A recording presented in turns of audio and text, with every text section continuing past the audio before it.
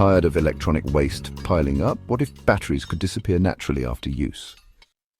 Welcome to the world of biodegradable batteries, a bold innovation aiming to solve one of the biggest challenges in modern tech e-waste.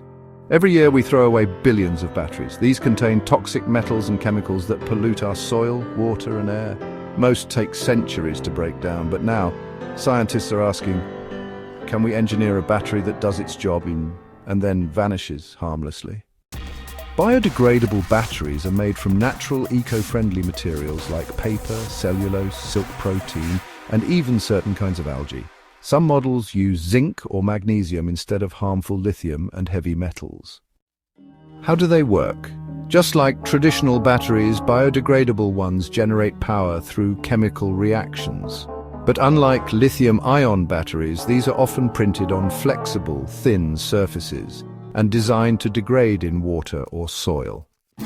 Researchers at institutions like Binghamton University and ETH Zurich are developing paper-based batteries that dissolve in just a few days.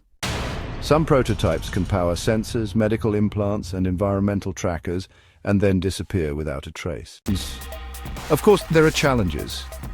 Biodegradable batteries currently store less energy and have a shorter lifespan than commercial batteries. They're not ready to power your smartphone yet.